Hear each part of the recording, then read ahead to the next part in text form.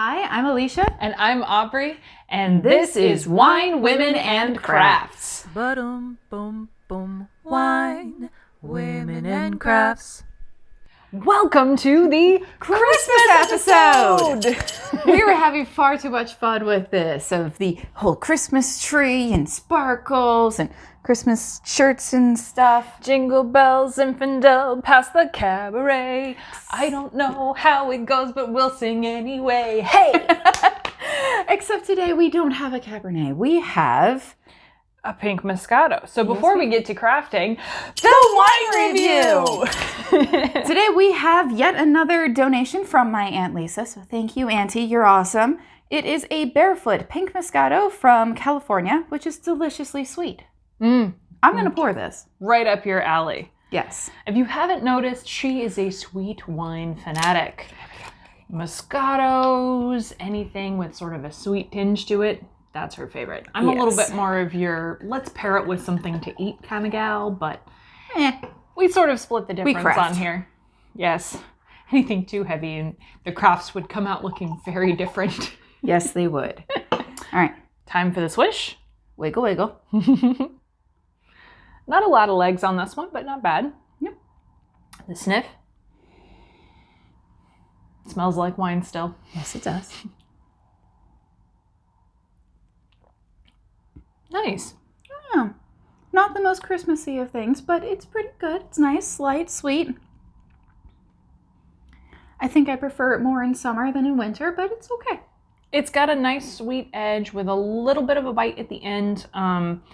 Kind of a strawberry flavor to it. Not real strawberry, but kind of has that sort of edge. The strawberry candy sort of taste. Yes, absolutely. So what is your rating for this one?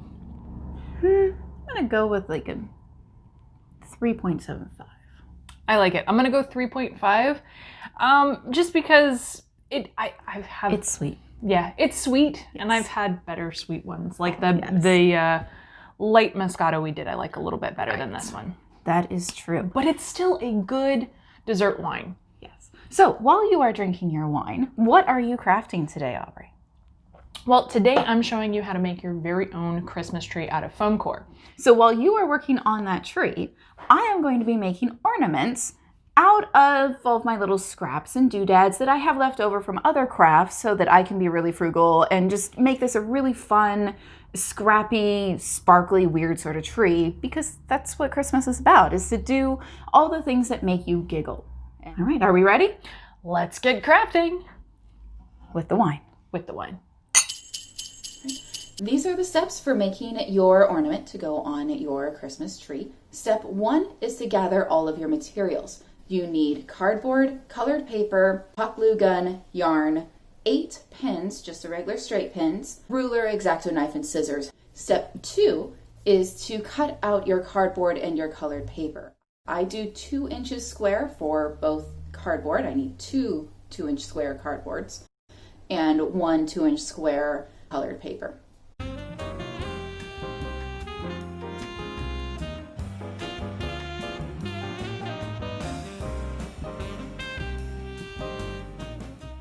Step 3 is to glue your cardboard squares together.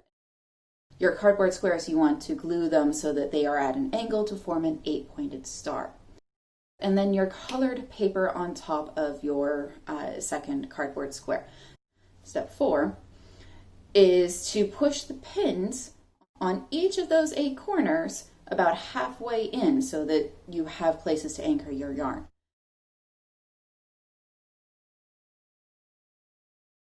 Step 5 is to glue the yarn to the back of your cardboard squares. Step 6 is to wrap your yarn. You are moving from the back to the front over 2 pins, and then up 1 pin on the back of the piece, and down a further 2, up 1, down 2, up 1, down 2, all the way around. On each circuit you make of your ornament, your yarn needs to move in towards the center. So for me, because I'm right-handed, that means moving to the left, or however it works best for you. But you're moving into your center. And you are wrapping that yarn all the way around until it looks complete to you. and the shape actually looks like a star. Step 7 is to cut your yarn with enough leeway that you can glue part of it onto the back, and then also have a loop for hanging. Step 8 is to push those pins all the way into that cardboard so that you only see the very tops. For mine, I have green balls because I think it looks interesting to have little green tips on my star, but if you have just regular straight pins, you're pushing them all the way in so you can't see them at all. Hang your ornament and enjoy. Have a happy holidays.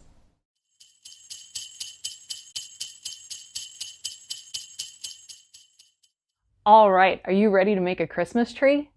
I got this idea because my cat kept eating any live trees or fake trees with needles that I would bring home for Christmas. So I started thinking what would work and not make him sick, because it's gross to clean up and it doesn't make him feel very good.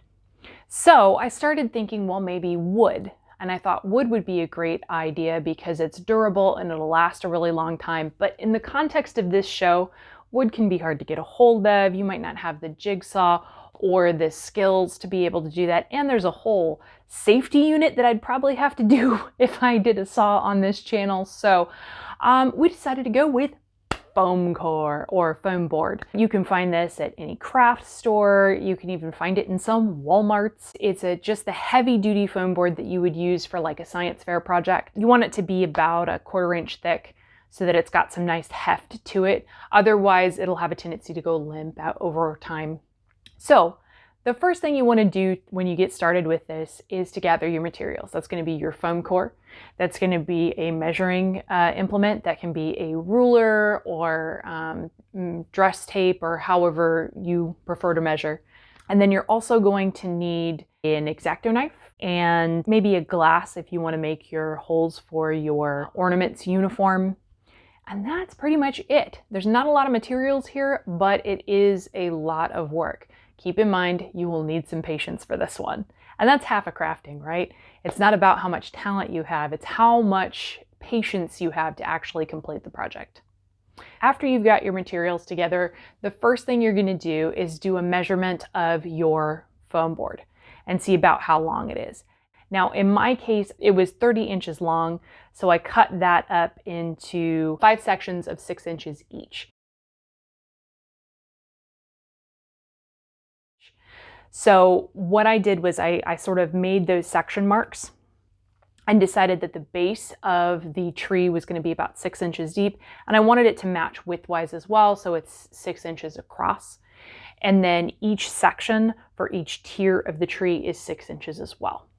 I marked out where I wanted my curve to be. I marked out where I wanted my base to be. I kind of added a little bit of a rounded tip to the ends to give it that little bit of whimsy. It's still a pretty traditional looking tree, but it has just that little flair of whimsy that makes it, you know, not quite so cookie cutter. And keep in mind, I'm only doing this on one side of the tree. I'm not doing both sides to start off with because to make it symmetrical is really difficult to do free-handed. I will then cut out the profile of one side of my Christmas tree.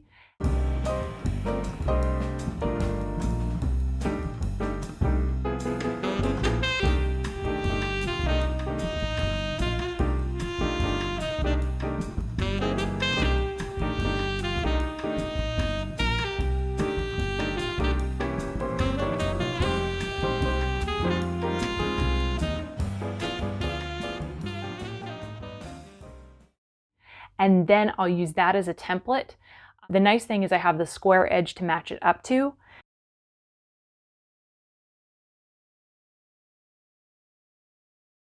And I'll just use that as the template for both sides and just flip it for each side of all of my 3 remaining pieces. After I have at least one of the other 3 pieces cut out in its entirety, I'll use that as a template to put back on the original piece so I can get the other side exactly the same. Once I have all these pieces cut out, I kind of had to figure out how they would slot together. One piece will just have one hole at the bottom, one piece will just have one hole at the top, and the two in the center will have varying sizes of one hole at the top and one hole at the bottom, so that they all match up and each of them covers a different point of that center piece. The first piece that I did was I cut the one that has the solid base. I looked at my pieces, and whichever one seemed to have the most robust base, that's what I used to be my bottom piece. And you'll notice that I made the cut a little bit above where the trunk ends. That way it's got a little bit more support. If you go all the way to where the trunk ends, it's going to have a tendency to want to bend right at that point where they all come together, and it just kind of disintegrates if you try to do that. So go a little bit above where that trunk ends to make that first incision. So I kind of mapped out how deep that was going to be, and I went along that center line that I made on my original piece, and I just kept cutting away and cutting away and cutting away of that center about 1/4 inch thick line all the way to the tip. And the reason that I kept having to adjust it was to make sure that it would slot the other pieces in. You don't want to leave it too small, because then your pieces will all want to lie flat against each other. And even if they're slotted together, your tree will want to go flat as opposed to fan out. So I went in and cut that piece first, and that one took the longest. But once I had that piece, I laid it on my second piece. I left about 6 inches, or about the space of where your next tier would be for your tree. And I left that solid. And I made a mark where I went to the base of that, and I turned it around and sort of traced that slot all the way down to the base of the tree, so that when that's cut out, it should slide directly into this piece. Then I repeated that again for the next piece. So I grabbed the second piece and made a notch where it ended, so that I had my channel running from where its top channel ended all the way down to the base. And again, I'm tracing that same original channel so that it's nice and thick and all of the pieces slot in. Give it about 6 inches of space. And then I made a notch, and then I traced that channel again all the way up to the top of the tree again.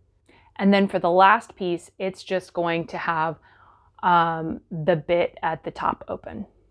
Because there are 4 pieces, it should be 4 sections. And because you made 5 in the beginning, the top and bottom are going to be a little bit longer than the 2 in the center for the channels. This is on purpose because your top and your bottom, because they're the thinnest points of the piece, have the most ability to bend and break and do weird stuff. So you want those channels just a little bit longer to be able to give a little bit more support and not go all wonky on you.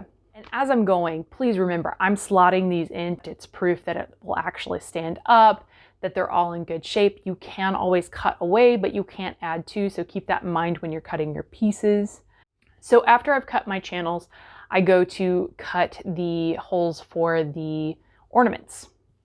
So I used a glass to kind of make sure that it was a round shape, and I put them on one side of my original board first, and then just like I did the edge, I used that as a template on all the other boards to make sure that they're all in the same place, and it gives it kind of the same look all the way through. I would leave at least 1 inch between the edge of your holes for your ornaments and the edge of the piece, because or the center cutouts, because if you don't, it won't have the integrity to support ornaments, especially if they tend to be a little on the heavier side. I find that using your original as a template is an easier way of making that look more symmetrical than trying to freehand it. So after I got those in, I put little holes above each of them so that you could put in a hook to hold in a small ornament. So once I have them all cut out, I slotted them all together, and you can see the results. I got to decorate the Christmas tree.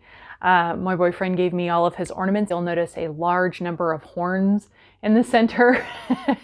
He was a horn player, so. And then we've got our cute little kitty tree topper. And now we have a fun Christmas tree that our cats won't get sick if they try to attack.